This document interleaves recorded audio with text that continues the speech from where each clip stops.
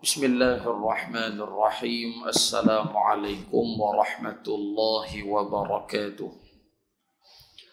Alhamdulillahi rabbil alamin. Wassalatu wassalamu ala ashrafil mursalin wa ala alihi wa sahbihi ajma'in.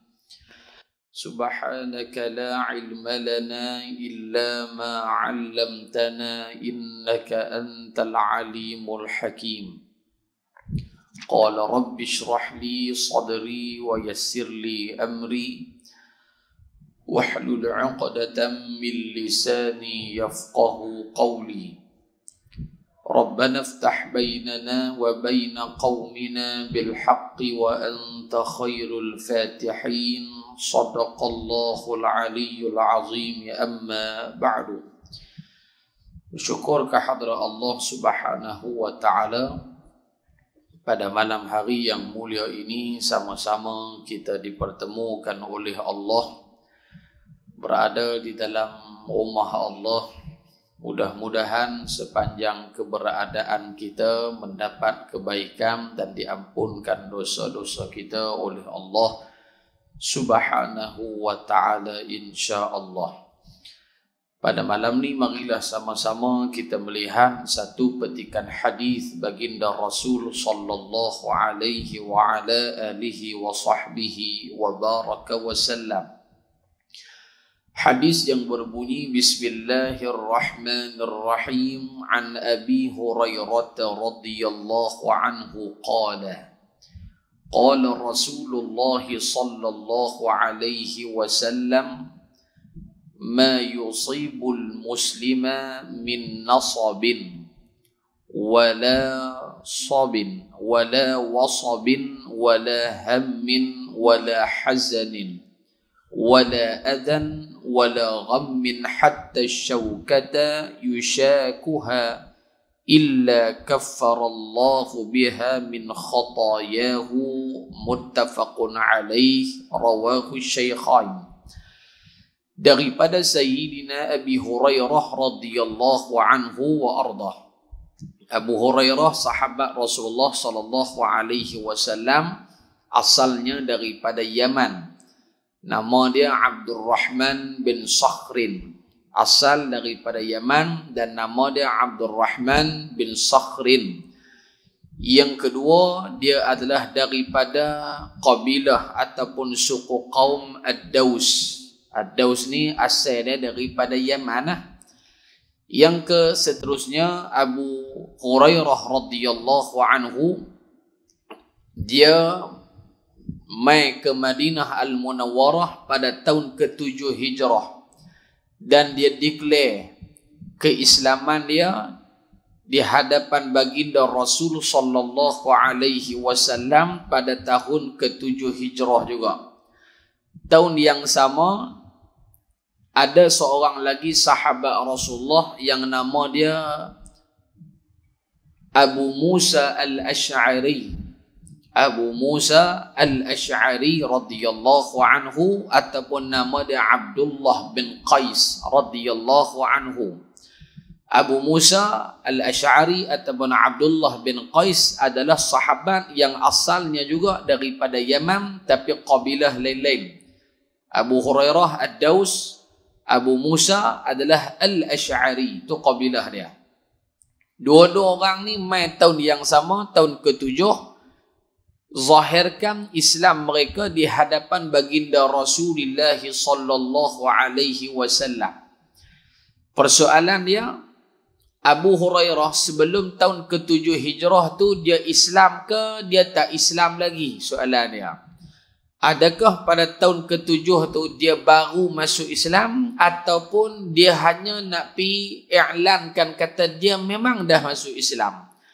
Maka di sana ulama menyatakan yang pertama, pandangan pertama mengatakan Abu Hurairah dia dah masuk Islam. Sebelum 7 Hijrah tu dia dah masuk Islam dah di Yaman. Cuma dia tak zahirkan Islam dia disebabkan pada waktu tu Islam di Yaman bukanlah majority tetapi minority. Tak ramai lah. Kalau dia zahirkan Islam dia, barangkali dia akan dikenakan tindakan, akan diambil apa-apa tindakan ke atas dia. Mungkin orang tangkap dia ke, orang bunuh dia ke. Tak. Sebelum 7 hijrah, dia dah Islam. Dia dah Islam. Mai tahun ke-7 tu, dia nak declare kata, aku ni dulu lagi dah Islam. Cuma secara official dia, tahun ke-7 hijrah. Pandangan kedua kata, tak. Tahun ke-7 tu lah baru dia declare Islam dan baru dia masuk Islam. Ini pandangan yang kedua. Ala kulli hal, apa yang kita nak ambil di sini apa dia? Abu Hurairah adalah seorang sahabat Nabi yang beriman dengan Nabi dan di antara sahabat yang agak lewat beriman dengan baginda Nabi Muhammad sallallahu alaihi wasallam.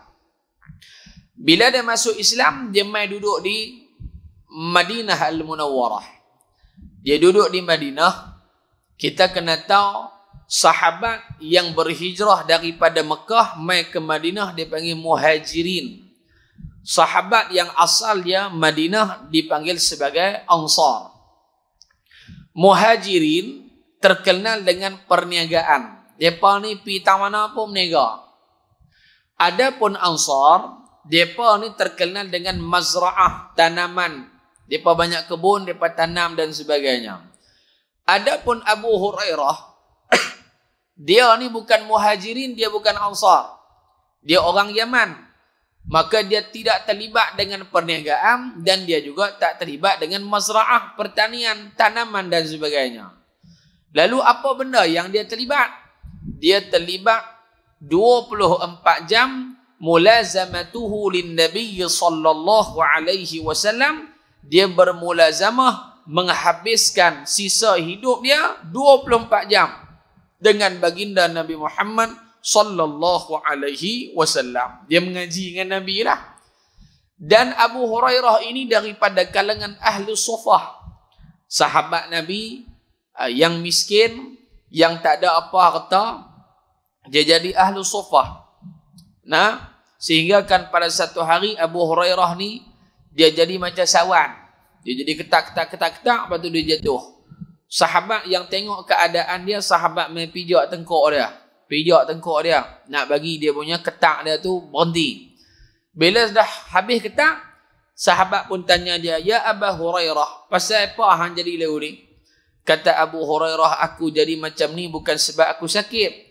Tetapi aku jadi macam ni disebabkan aku dah beberapa hari tak makan. Maka inilah kesan daripada tak makan beberapa hari. Ahlu sufah, mereka akan makan kalau Nabi ada makanan. Mereka akan makan kalau Nabi ada makanan. Kalau Nabi tak ada makanan, mereka pun tak ada makanan. Nah, bayangkan tengok, kalau sahabat Abu Hurairah jatuh macam tu punya, kita menjadi macam sawan, bagaimana pula keadaan Rasulullah dan ahli keluarga Rasulullah sallallahu alaihi wasallam yang diuji dengan kelaparan. Ini ujian yang Allah Ta'ala berikan kepada Nabi dan juga para sahabat. Abu Hurairah meriwayatkan hadis baginda Rasul sallallahu alaihi wasallam 5,000 lebih hadis yang dia riwayat. Walaupun dia masuk Islam tahun ke-7 hijrah, tapi nak dibandingkan dengan bilangan dia punya hadis dengan sahabat yang awal masuk Islam, jauh sangat-sangat. Contohnya Sayyiduna Abu Bakar As-Siddiq, dia orang awal sekali masuk Islam, awal sekali beriman dengan Nabi. Tetapi hadis yang dia riwayat daripada baginda Nabi Muhammad tak sampai, bahkan tak lebih 200 hadis. Tak lebih daripada 200 hadis. Ini kalau kita tengok dalam Musnad Imam Ahmad, disebutkan. Imam Ahmad bin Hanbal radhiyallahu ta'ala anhu wa ardah, dia buat lagu tu. Dalam musnad dia. Dia akan susun hadis yang diriwayatkan berdasarkan 4 khulafa ar-rasyidin. 4 khulafa ar-rasyidin. Sayyidina Abu Bakar, Sayyidina Umar, Sayyidina Utsman, Sayyidina Ali. Kemudian 6 yang lain tu adalah 6 sahabat yang dijamin syurga oleh Allah Subhanahu wa taala. 6. Kemudian barulah masuk sahabat-sahabat Nabi yang lain. Kemudian barulah ummahatul mukminin ridwanullah alaihim ajma'in. Jadi Sayyidina Abu Bakar tak sampai 200, tak lebih 200 pun. Pasal apa tak lebih? Awak Sayyidina Abu Bakar dia hafal jenis lupa ke apa? Ada, tu kita jenis lupa nak kena makan kismis banyak. Tu kita, tu pun tak ingat kak pun, hafal pun. Sebab apa? Kerana Sayyidina Abu Bakar dia bukan 24 jam duduk dengan Nabi. Dia ada tugasan yang lain yang Nabi bagi kat dia, terutamanya dalam pentadbiran Madinah Al-Munawwarah. Maknanya Nabi, Sayyidina Abu Bakar ni macam menteri kanan lah, timbalan menteri lah kita kata. Dialah yang akan pergi tengok sini masalah apa, sini masalah apa. Jadi masa dia dengan Nabi tak banyak. Adapun Abu Hurairah dia mana ada kerja apa? Dia tak ada kerja apa. Dia hanya duduk sepenuhnya dengan baginda Nabi Muhammad sallallahu alaihi wasallam. Jadi nisbah di situ adalah lebih banyak waktu dengan baginda Nabi Abu Hurairah jika nak dibandingkan dengan Sayyiduna Abu Bakar As-Siddiq radhiyallahu taala anhu wa ardah. Yang terakhir Sayyiduna Abu Hurairah wafat pada tahun 57 Hijrah. Satu pandangan kata tahun 58 Hijrah. Dia wafat sama tahun dengan wafatnya Ummul Mukminin Aisyah radhiyallahu taala anha wa ardaha. Tahun yang sama. Cuma siapa dulu yang mati, yang wafat? Yang wafat dulu adalah Aisyah. Kemudian barulah Abu Hurairah. Waktu Aisyah wafat, yang jadi imam salat jenazah Aisyah adalah Abu Hurairah radhiyallahu taala anhu wa ardah. Dialah yang jadi tu imam sembahyang jenazah kepada Sayyidah Aisyah Ummul Mukminin radhiyallahu anha. Baik. Daripada Sayyidina Abi Hurairah radhiyallahu taala anhu wa ardah berkata, telah bersabda baginda Nabi Muhammad sallallahu alaihi wa ala alihi wa sahbihi wa baraka wasallam, tiada sesuatu pun yang menimpa seorang Muslim daripada kepenatan. Hadis ni Nabi nak cerita kelebihan manusia yang ada iman. Kelebihan orang yang beriman kepada Allah Subhanahu wa ta'ala. Ini hadis ni Nabi cerita. Tiada sesuatu pun yang menimpa seorang Muslim daripada kepenatan. Yang pertama Nabi kata, letih yang dialami, yang dirasai oleh orang yang beriman. Satu. Yang kedua, penyakit. Diuji macam-macam penyakit. Kencing manis, darah tinggi, buah pinggang, jantung, penat, segala macam penyakit tu. Susah hati. Rasa tak tenteram. Rasa hati kita tak apa seronok. Rasa gelisah, duk fikir macam-macam. Yang keempat, kesedihan. Sedih di atas bala ataupun atas apa yang Allah Ta'ala uji ke atas kita. Sedih. Tengok kawan-kawan kita yang berada di bumi Palestin diuji oleh Allah. Ataupun kita tengok adik-beradik kita, Allah uji dia dengan kesakitan. Sedih kita rasa. Itu kesedihan. Yang kelima, sesuatu yang menyakitkan. Sesuatu yang menyakitkan. Dan yang sesuatu mendukacitakan. Apa-apa yang menyebabkan kita tak suka. Nabi kata termasuk juga. Sehinggalah duri yang menusuk. Duri yang kena pada tubuh badan kita. Sikit ke, banyak ke, tak sakit sangat ke, sakit sangat ke, luka ke, tak luka ke. Melainkan semuanya itu, kata Nabi SAW, ia menjadi asbab diampunkan dosa-dosa orang mukmin tersebut. Maknanya dalam hadis ini baginda Rasul SAW nak abang orang beriman ni daripada sekecil-kecil benda sampailah sebesar-besar benda, semuanya lubuk pahala belaka. Lubuk pahala. Sebab itu disebutkan oleh para ulama, sabar ni ada 3. Sabar ada 3 jenis sabar. Yang pertama, sabar melakukan ketaatan kepada Allah. Ayah boleh main malam ni duk tunggu ustaz tak main-main. Duk ingatkan mula lepas habis baca doa, perempuan ni tak main lagi. 7.45 baru dia main. Pergi hantar anak mengaji. Dia nak tunggu dia pula. Tok guru tak keluar. Kita pun tak boleh nak pergi mana. Kan? Tunggulah Tok guru dia keluar dulu, dia mengaji Quran. Pergi hantar dulu. Lepas tu, jahat jadi lambat pula pasal apa? Nak nak balik mai tahun ni tak boleh. Dia duk teriak pula, duk tunggu kawan dia tak mai ni. Oh, dia mengaji semangat dengan kawan pula, letih kita. Kawan dia tak mai, dia duk teriak, duk kejung kaki tang tu pula. Oh, masalah ha. Nah, kok mana pun nak tinggal lah. Nah, sabar melakukan kebaikan, ketaatan. Sembahyang kena sabar. Nak baca Quran kena sabar. Ni celah-celah orang duk cuti ni. Kan? Sabarlah. Oi, sabarlah. Sabar. Tercelah orang duk cuti ni. Orang pergi berjalan merata, kita duk membayang di masjid. Apa lah kita? Contohlah. Nah, salah ke pergi cuti tu? Tak salah apa. Dia pun nak pipi lah. Tak dosa apa. Tapi ayah-ayah sabar nak teringin juga nak pi. Tapi nak buat guna. Anak pun tak sampai balik mai lagi. Mai mayang macam biasa. Sabarlah. Sabar. Dalam keadaan hati kita nu nak pi cuti dengan anak, pi nak dengan cucu kita melata nu. Sabar. Mai mengaji sembahyang berjamaah. Alhamdulillah. Takdir Allah Ta'ala, cucu balik mai, menantu balik mai, anak pi nak semua balik mai, dia bawa pi cuti. Pi cuti syok. Tiba-tiba duk seronok ni. Dengar Tok Bilal bang. Allahu Akbar, Allahu Akbar. Tok Bilal bang. Kita hadut syok tak ni bila duk dengar bang. Selalu duk di pajak song. Dengar-dengar bang. Tak bunyi bang ni sampai dah masjid. Pasal kita tak ada kerja apa. Tak kalut dengan apa. Ni bila cuti. Sagi anak konak. Dengar bang. Waktu tu kita pun kata tak apalah, mandilah kolam sat. Tok Wan pergi turun pergi surau tak dengar bang tu. Ayah-ayah berjalan tu, dalam keadaan berjalan, sabarlah. Sabar. Oh, patutnya boleh mandi kolam dengan cucu ni setahun sekali orang jumpa. Ni pi sembahyang. Dikira tak pahala? Dikira pahala. Sabar dalam melakukan taat kepada Allah Subhanahu wa taala. Sabar apa lagi? Sabar mengaji. Hari Sabtu kita ada himpunan pengajian kitab sini kan. Pas satu tok guru mengaji kitab pertama tak apa nak faham. Balun kitab muk 2 tak apa nak faham juga.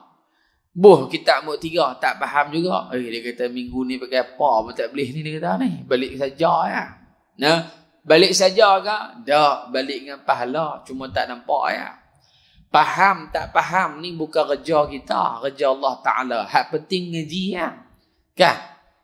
Sebab tak ditanya kamu mengaji di dunia dulu pandai ke tak pandai. Tak. Tanya mengaji ke tak mengaji. Hak tu ya. Mengaji tak mengaji. Tak mengaji, okey. Mengaji, okey. Dia tak tanya mengaji lu pandai ke tak pandai. Kalau tak pandai masuk neraka. Kalau pandai masuk syurga. Oh, lagu tu letih ya. Dah, Allah Ta'ala tak zalim dia gitu. Yang penting mengaji. Mana dalil kata mengaji dalam Quran sebut? Qul hal yastawi alladhina ya'lamuna walladhina la ya'lamun. Katakan wahai Muhammad, adakah sama keadaan orang yang mengaji dengan orang tak mengaji? Sama ke? Tak sama. Ayah-ayah duk mengaji. Kita tahu apa hak kita buat. Hak mana betul, mana tak betul, mana batal, mana tak batal. Kita tahu pasal kita mengaji. Tapi kalau orang hak tak tahu, dia pun tak tahu kata apa hak dia buat tu. Kerana perbezaan ilmu, kefahaman dan juga ilmu pengetahuan. Allah Ta'ala sebut lagi dalam Al-Quran, fa'lam annahu la ilaha illallah. Ketahuilah bahawasanya tiada Tuhan yang layak disembah melainkan Allah.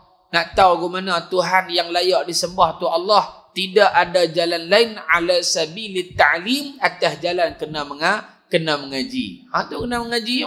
Sifat wajib, sifat harus, sifat mustahil. Duk pecah pula mengaji ada apa dia? Dalam sifat 20 hak kita duk mengaji tu, dia ada sifat nafsiyah, dia ada sifat salbiyah, dia ada sifat ma'nawiyah. Sifat nafsiyah, sifat wujud. Tu sifat nafsiyah. Sifat salbiyah ni mendatang apa? Satu sifat yang menafikan Allah Ta'ala itu tak sama macam makhluk. Tu sifat nafsiyah. Antaranya apa dia? Wahdaniyah. Allah Ta'ala itu bersifat esa. Esa Allah Ta'ala itu menafikan dua benda. Kam muttasil, kam munfasil. Apa kam muttasil? Apa kam munfasil? Mengaji kot tu pula. Tu sabar tak? Sabar lama mengaji tak faham. Mengaji lagi. Akhirnya apa? Faham juga. Tu sabar dalam buat baik. Taat tu. Contohnya kisah Nabi Musa. Saya selalu sebut kisah Nabi Musa ni seronok. Nabi Musa ni apa dia? Nama dia Musa. Mim waw shin ya, tak ada titik. Musa. Siapa hak beri nama? Asiyah iaitu isteri kepada Firaun. Asiyah binti Imran radhiyallahu anha. Nabi Musa ni cerita dia, satu ketika Firaun dia mimpi. Dalam mimpi Firaun tu lahirnya satu orang budak lelaki, yang budak ni apabila dia besar dia akan menjatuhkan kerajaan Firaun. Firaun yang mimpi pun takut dah. Hak kata orang jahat ni, mimpi pun takut dah. Tak jadi. Mimpi pun ketak dada lah. Dah. Ini kisah dia. Mau kalau jahat ni, dia mimpi baby je pun. Bukan mimpi siapa pun. Kok dia mimpi keluar muka Ustaz Khairul Fitri kan? Tahan kan? Baby baru beranak pun dia ketak dah. Takut kerajaan dia jatuh. Dia petara tu punya takut. Tak apalah. Bila dia mimpi lagu tu, satu orang budak dilahirkan, sekian, jatuhkan kerajaan dia. Maka dia pun panggil lah ahli sihir. Dia ni banyak ahli sihir duduk dengan dia. Dia pun tanya lah pok tu, ni macam mana ni? Apa makna mimpi saya gerbang-gerbung ni? Mereka pun kata, wahai Tuan, mimpi Tuan tu maknanya kerajaan Tuan akan ditumbangkan tak lama lagi. Allah, dengar nak tu ke? Dia kata apa? Dia perintahkan semua tentera dia yang ada pada ketika itu, bunuh semua bayi yang dilahirkan. Nak kisah dia. Bunuh semua. Ayah-ayah, ibu-ibu sekalian, Firaun, dia menggunakan sistem kerahan tenaga. Buat bangunan ke apa ke semua orang. Bukan macam lah ni pakai forklift, barang hidrolik bakar ni. Dah. Pakai semua sistem kerahan tenaga. Jadi bila dia kata pi bunuh semua, orang lelaki hak duk buat kerja kat dia, mainlah satu orang, dia punya pembantu dia, wahai raja, kalaulah kita bunuh semua budak-budak lelaki, Tuan kena tahu, ni bapak mereka duk kerja dengan kita ni. Kalau pak mereka mati, siapa yang nak waris? Tuan suruh bunuh semua anak-anak mereka. Siapa yang nak ganti pak mereka? Takkan orang perempuan nak buat kerja kot.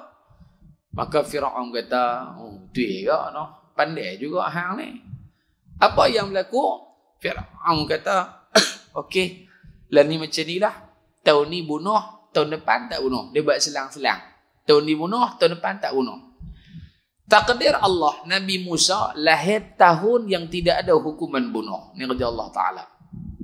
Lahir Nabi Musa.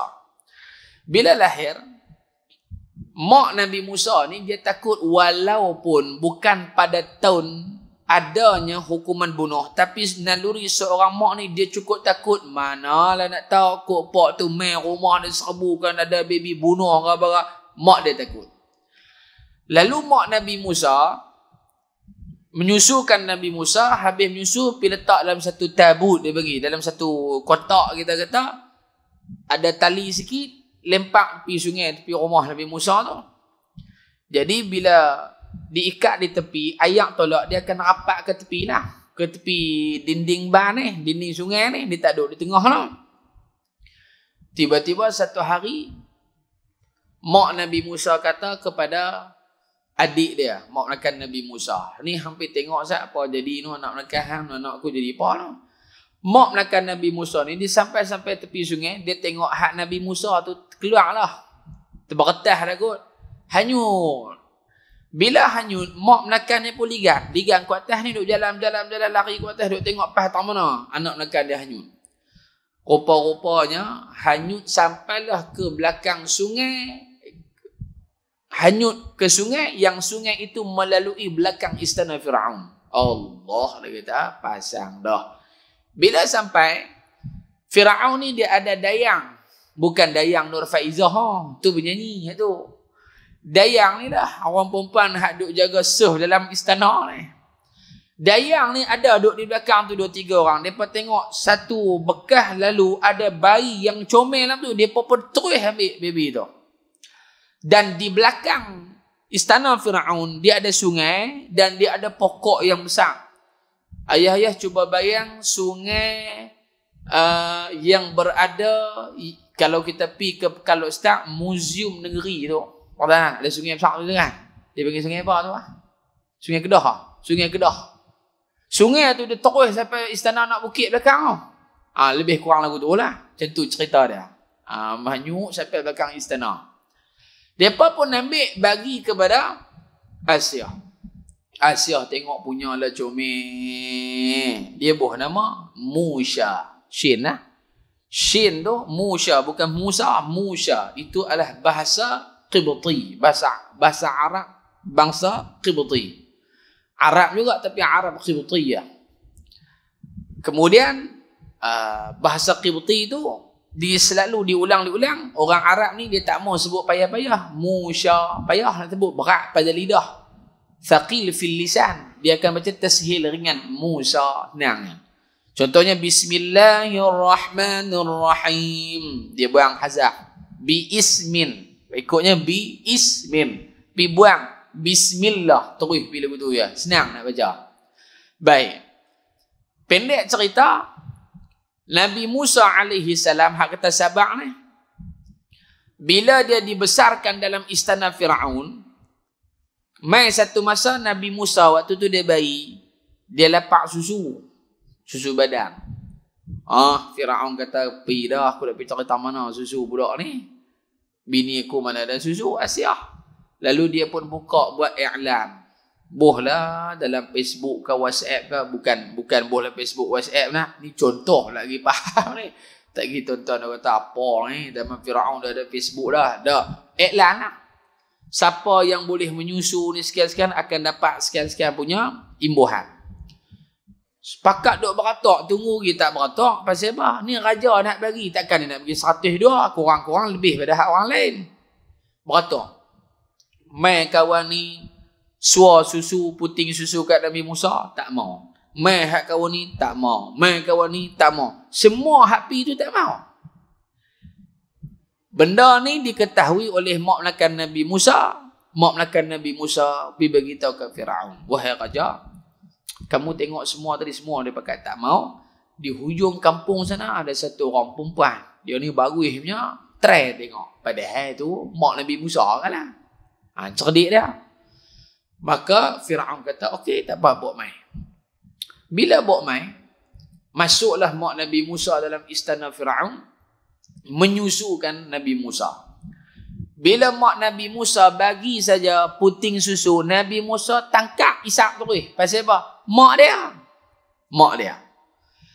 Bila Firaun tengok, dia dah rasa syak dah. Ni budak ni hak beratuk punya ramai tak tak mau isap. Hak perempuan ni mesua hang isap terus lah. Lalu dia rasa syak. Mak melakan Nabi Musa kata, wahai Tuan, Tuan tak tengok ke semua orang perempuan hak mai kat ni bayi ni, semuanya bau busuk, semua tak terurus, kira tak bersih lah kiranya. Tengok perempuan ni bersih, elok, wangi. Sebab tu baby tu mau. Di sini ulama nak ajak dia, seorang ibu apabila ingin menyediakan makanan ataupun nak menyusukan anak dia, mengikut macam mana mak Nabi Musa alaihi salam, bersih, elok. Maka dia buka selera lah kat budak tu. Nah, baik. Lalu Firaun kata apa? Tak apalah. Lah ni lagu ni lah senang dia.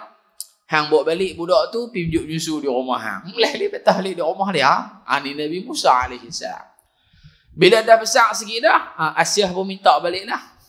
Dibesarkan dalam istana Firaun, maka Nabi Musa alaihi salatu wassalam, dia berdakwah kepada Firaun, tak mau terimalah apa semua. Berlakulah peristiwa yang belah dia laut apa semua. Okey, settle down tu. Ada satu kisah yang menarik tentang Sabak Nabi Musa. Hak dakwah Nabi Musa tu kita dah tahu lah. Dalam surah Al-Kahfi ayat 60 sampai 70. Cerita pasal Nabi Musa. Nabi Musa AS satu hari dia berdakwah kepada kaum dia. Tiba-tiba ada satu orang mai tanya, wahai Musa, siapa yang lebih pandai pada hang? Dia ni mai tanya. Nabi Musa kata, na'am, ana, saya yang paling pandai. auhallahu ilayya, kerana Allah memberi wahyu kepada aku. Ulama mengatakan kalaulah satu kaum ada nabi atau rasul, yang paling alim, paling pandai nabi dan rasul tu, ijma', sepakat. Boleh dapat tak? Boleh dapat. Umat Nabi Muhammad paling alim siapa dia? Nabi Muhammad. Bahkan nabi adalah nabi yang lebih daripada semua sekalian nabi. Okey? Jadi Nabi Musa, kaum dia waktu tu, walaupun ada syekh besar tak mana pun, paling alim, paling pandai Musa alaihi salam. Sepakat. Nabi Musa kata, aku paling alim. Pasal apa? Auhallahu ilayya, Allah bagi wahyu kat aku. Tiba-tiba Allah Ta'ala turunkan wahyu tempelak ucapan Musa alaihi salam. Bukan tempelak sebab dosa, tapi tempelak nak ajak kita. Apa hak berlaku kat Nabi Musa ni adalah ajak umat selepas Nabi Musa dan kita lah. Allah Ta'ala kata, wahai Musa, kamu pi ke tepi laut sana, kamu akan jumpa satu orang lelaki a'lamu minka, terlebih pandai pada kamu. Nah, tak menafikan pandai Nabi Musa, tapi Allah nak ajak kita pada, wahai manusia, hang pandai tak mana pun, ada lagi hak pandai pada hang. Hang syekh besar tak mana pun, ada lagi syekh besar pada kita. Hang tok guru besar tak mana pun, ada lagi tok guru atas tu. Bila mana? Hang hafal Quran ingat tak mana pun, ada lagi hak lebih ingat Quran daripada hang. Macam itulah maksud dia. Kamu rasa kamu dah cikgu yang paling cemerlang, kamu kena ingat ada lagi hak lebih cemerlang. Macam tu. Allah nak ajak supaya kita tak sombong. Nabi Musa kata, baik, aku turut perintah. Macam mana aku nak buat? Allah Ta'ala menyatakan, wahai Musa, kamu pergi ke tepi laut, bawa satu baldi dan seekor ikan yang agak besar sikit, buh dalam baldi tu. Nabi Musa berjalan dengan Yusha' bin Nun alaihi salam. Sebahagian kata Nabi Yusha' ni abdun saleh, hamba yang seorang lelaki yang saleh. Satu pandangan kata lagi, dia adalah nabi yang diutuskan oleh Allah Subhanahu wa Ta'ala. Jalanlah Nabi Musa dengan Yusha' bin Nun jalan. Ni hak kata sabar Allah Ta'ala kata pipi, tak kata apa. Sabar dalam melakukan taat. Sampailah di tepi laut, jalan. Tiba-tiba ikan yang duduk dalam bekah Nabi Musa bawa tadi terjatuh, dan ikan itu mutaharrik, bergerak. Hidup ikan tu, hidup. Tak sah ni ambil mati, bila tu hidup. Nabi Musa pun ambil, buh balik dalam dia punya baldi dia, jalan. Jalan, duk cari laki yang Allah Ta'ala suruh cari, tak jumpa. Lalu Nabi Musa bertanya kepada Allah, ya Rab, wahai Allah, di mana lelaki yang kamu suruh ku pergi jumpa lah, yang kamu suruh ku pergi mengaji dengan dia? Lalu Allah Subhanahu wa Ta'ala jawab balik, wahai Musa, lelaki yang aku suruh jumpa, dia ada di tempat yang ikan hang jatuh tadi. Padahal telah jawab paham mana lah.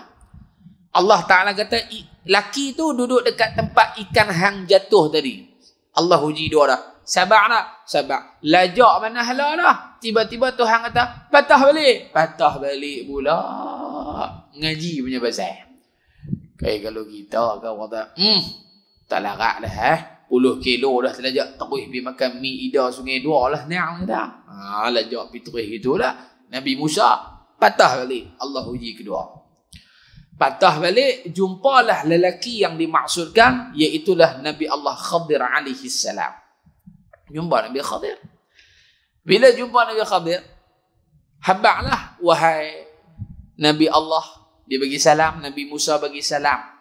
Kemudian minta izin, kata nak mengaji dengan Nabi Khadir. Nabi Khadir kata, okey boleh, tapi syarat. Ada syarat.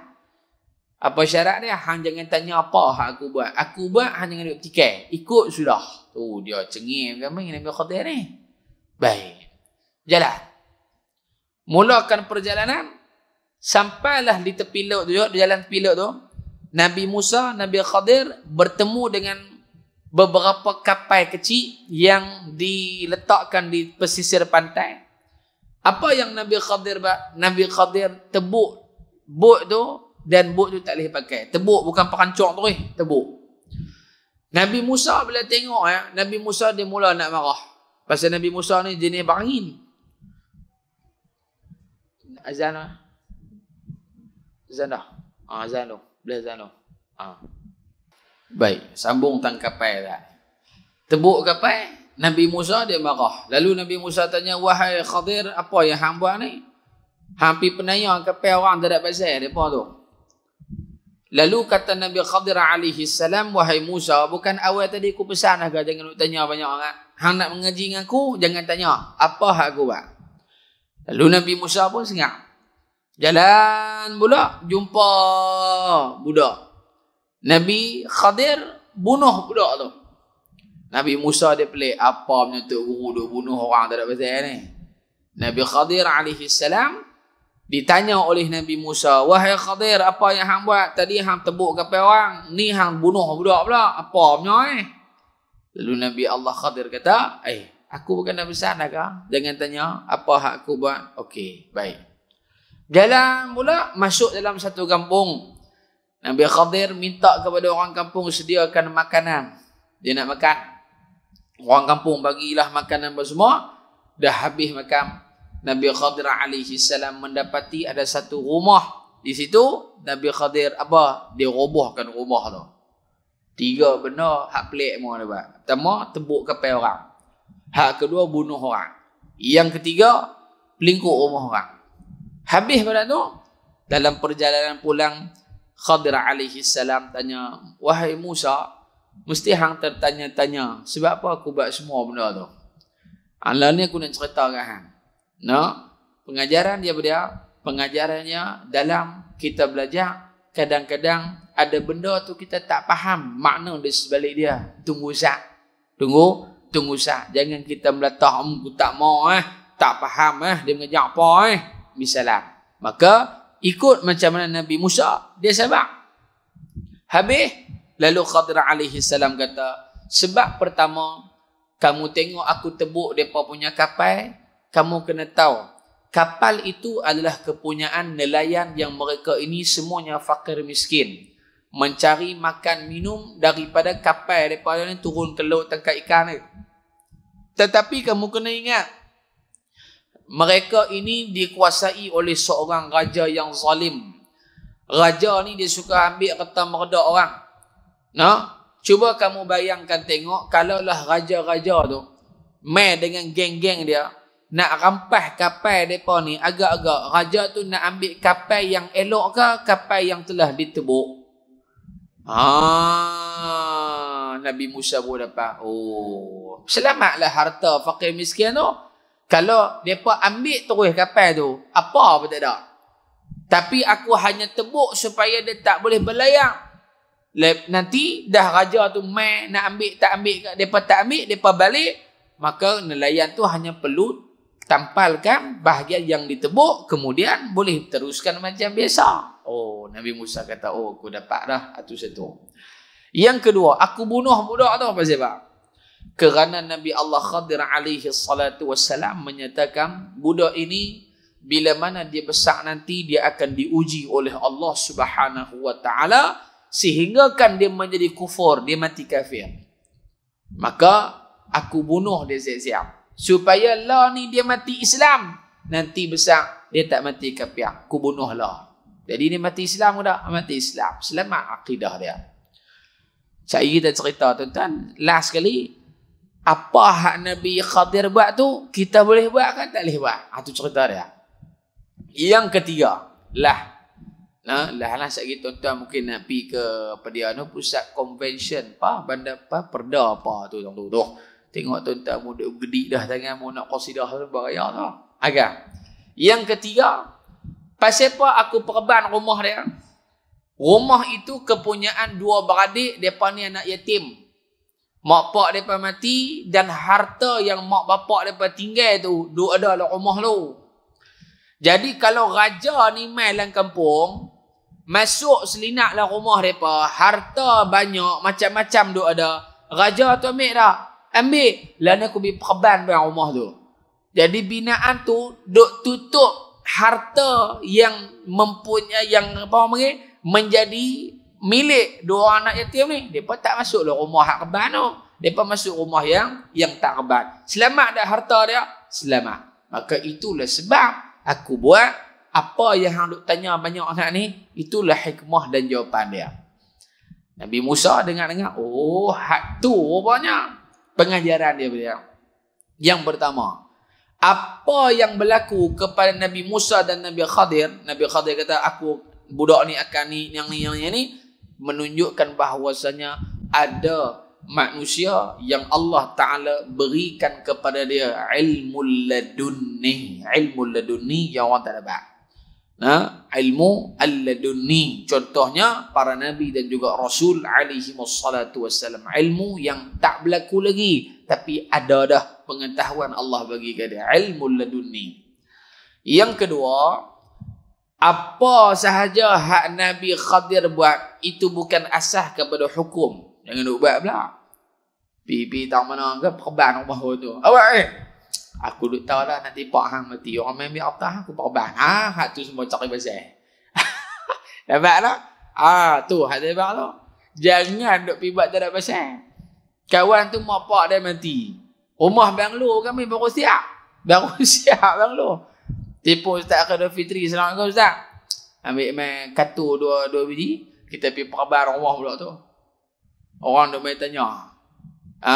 Wartawan duk main tanya. Pasal apa? Dia pun duk sengah. Dia tak jawab apa. Dia punya kepala. Habis tu wartawan main. Hak mana wartawan duk main tak saat ni memang saya nak tolong jawab. Mengikut tafsiran hak dibaca dalam kisah Nabi Musa. Mampu. Ustaz mana ajak? Ustaz tu hak Sabtu Minggu 3 duk main lewat tu. Dia ajak. Nama saya juga yang naik Jahannam. Tak, bukan lagu tu. Apa hak Nabi Khadir buat bukan asas kepada hukum. Tak. Itu sebagai ala sabilit ta'lim. Nak ajak kita. Nak ajak. Yang ketiga, sabaknya Nabi Musa alaihi salam. Hal keadaan dia Nabi. Tapi Allah suruh pergi mengaji lagi. Maknanya ilmu ni terlalu luas. Lagi mengaji, lagi tak tahu. Lagi mengaji, lagi tak tahu. Lagi mengaji, lagi tak tahu. Muslimin, muslimat yang dirahmati oleh Allah. Tu sabak hak pertama. Ada 2 hari sabak. Pukul 10.30 kita berhenti insyaAllah. 5 minit kita berhenti. Yang kedua, sabak apa? Sabak meninggalkan perkara-perkara yang diharamkan oleh Allah Subhanahu wa ta'ala. Atas saat ni sabak buat benda baik. Yang kedua, sabak meninggalkan perkara-perkara yang diharamkan oleh Allah.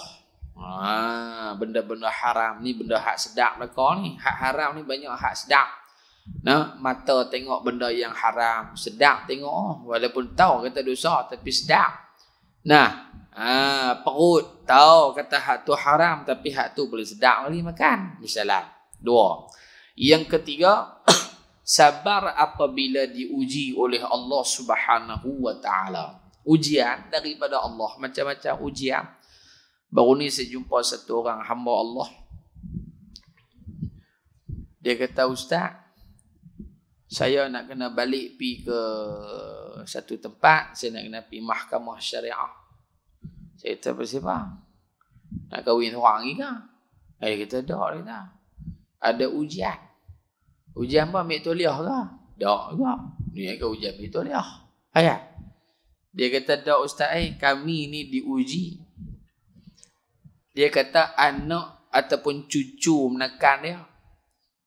Nikah baru tak sampai 3 bulan. Cerai dah. Tak sampai 3 bulan, cerai. Saya kata, cerai aku mana? Dia kata, lafaz cerai tu pun cerai kot dalam telegram ya. Tu dia, mudah tu lah cerai. Cerai kot telegram. Kot ni lah, macam kot handphone ni. Sebab apa? Dia kata, saya pun tak tahu Ustaz. Apa yang berlaku sebenarnya? Ujian lah. Ujian. Dan kadang-kadang ujian yang Allah Ta'ala buat main kepada orang tu, Allah Ta'ala nak uji kita sama. Kalaulah orang tu, wala'iyadzubillah, anak dia ditakdirkan bercerai, kita dah mula bunyi macam-macam dah. Bayangkan tengok kalau benda tu jadi kat kita. Kat anak kita, agak-agak adakah ucapan yang sama akan keluar ataupun macam mana keadaan dia? Sebab itu ujian yang Allah Ta'ala datangkan kepada kita ke, orang keliling kita ke, hakikatnya adalah nak uji kita. Hakikatnya nak uji kita. Dalam kitab Lataiful Ma'arif, Syekh Abdul Wahab Asy-Sya'rani dia kata apa? Apabila bala mai, di situ akan terzahir beberapa sikap manusia. Yang pertama, ada manusia bila bala mai, dia nampak semua bala hak mai tu atas sebab diri dia. Aku punya pasal ni, dosa aku lah ni, benda ni jadi lagu ni. Satu. Ada golongan yang bala mai, dia tengok benda tu kesalahan mai daripada dia, dan dengan bala itu juga dia memperbaiki diri dia untuk lebih baik hubungan dia dengan Allah Ta'ala. Dua. Ada golongan hak ketiga, mai bala, dia kira duk talak kat orang lah. Hang punya pasal ni, hang ni, kira hang ya. Hak dia tak ada, semua hak orang. Maka ini tiga golongan. Kata Syekh Abdul Wahab Asy-Sya'rani, apabila datangnya bala, maka tengok kamu duduk pada golongan yang mana. Golongan hak duk salah kat orang ke, golongan hak nak perbetul diri sendiri ke, lagu manakah. Maka bala yang ketiga ataupun ujian yang ketiga, sabar yang ketiga, sabar apabila mendapat ujian daripada Allah Subhanahu wa Ta'ala. Dan sabar ini adalah sabar yang ketiga ni, pada ujian ni adalah ujian yang mana ramai manusia tak boleh sabar dan akhirnya mereka kufur kepada Allah Subhanahu wa Ta'ala. Payahlah. Sebab itu yang terakhirnya orang kata sabar redha. Redha sabar. Sabar lah, redha lah. Tu tak selalu kita dengar itu kan. Yang kata redha ni, sabar tu satu bab dah. Redha ni tang mana? Hak kata redha tu. Saya redha dah dia mati pun. Boleh cakap tapi dihukum tak dia tu redha ke tak redha? Syekh Imam Ibn Allan sebut dalam kitab Dalilul Falihin, syarah kepada Riyadhus Salihin, yang kata redha ni dia, kamu nak tengok kamu redha ke tak, waktu pak bala kena, waktu tu terbit apa mulut kamu, tu tang tu nak tahu redha ke tak. Kereta dia tak pecah, tung misalnya, Allah wa'ala jadi lagu ni, tak ada redha dah tang tu, tahu parik dah. Hak kata redha tu bila kena tung, nak buat aku mana, Allah Ta'ala tentu lagu tu dah, sabar je lah. Hak tu betul. Tapi dia tu dia bawa darah sampai celaka, tak pasal-pasal kita jatuh dulu bang. Tak apalah sabar. Dia pula kata tak apalah sabar, tak redha dah tu. Habis dah. Hak kata redha kena puk mana? Waktu tu lagu mana keadaan kita? Nak twist ke ataupun kita kata tak apalah, Allah Ta'ala tentu dah betul. Tu dia hak tu redha tu. Kalau boleh hak takat tu kira lah. Tapi selalunya dia tu bawa kompak plastik tak pasal-pasal aku duk nak tahan polis dah. Contoh misalnya. Jadinya tuan-tuan, perempuan yang dirahmati oleh Allah, mudah-mudahan kita termasuk dalam golongan yang sabar, golongan yang sentiasa digantikan pahala oleh Allah atas apa sahaja ujian, rintangan, susah payah dalam kehidupan kita ini, insya-Allah. Sambung pula tahun depan. Tahun depan tahun depan insya-Allah, mudah-mudahan ada manfaat. Kita tutup kita punya pengajian kita pada malam ni seperti biasa dengan bacaan surah Al-Mulk insya-Allah. Al-Fatihah. Bismillahirrahmanirrahim. Alhamdulillahi rabbil alamin. الرحمن الرحيم مالك يوم الدين إياك نعبد وإياك نستعين اهدنا الصراط المستقيم صراط الذين أنعمت عليهم غير المغضوب عليهم ولا الضالين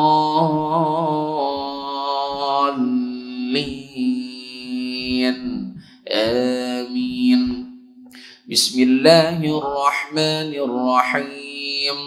تبارك الذي بيده الملك وهو على كل شيء قدير الذي خلق الموت والحياة ليبلوكم أيكم أحسن عملا وهو العزيز الغفور الذي خلق 7 سماوات طباقا ما ترى في خلق الرحمن من تفاوت فارجع البصر هل ترى من فطور ثم ارجع البصر كرتين ينقلب إليك البصر خاسئا وهو حسير ولقد زينا السماء الدنيا بمصابيح وجعلناها رجوما للشياطين وأعتدنا لهم عذاب السعير وللذين كفروا بربهم عذاب جهنم وبئس المصير إذا ألقوا فيها سمعوا لها شهيقا وهي تفور تكاد تميز من الغيظ كلما ألقي فيها فوج سألهم خزنتها ألم يأتكم نذير قالوا بلى قد جاءنا نذير فكذبنا وقلنا ما نزل الله من شيء إن أنتم إلا في ضلال كبير وقالوا لو كنا نسمع أو نعقل ما كنا في أصحاب السعير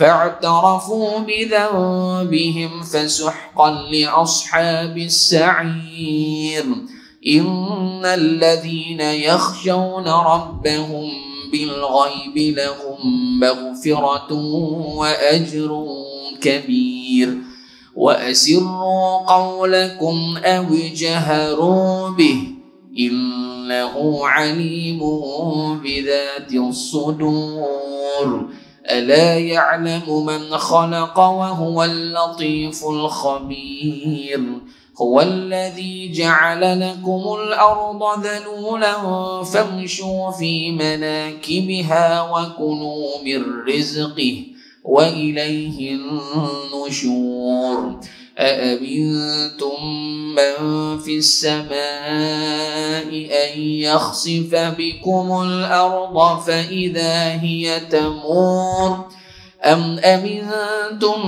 من في السماء أن يرسل عليكم حاصبا فستعلمون كيف نذير ولقد كذب الذين من قبلهم فكيف كان نكير أولم يروا إلى الطير فوقهم صافات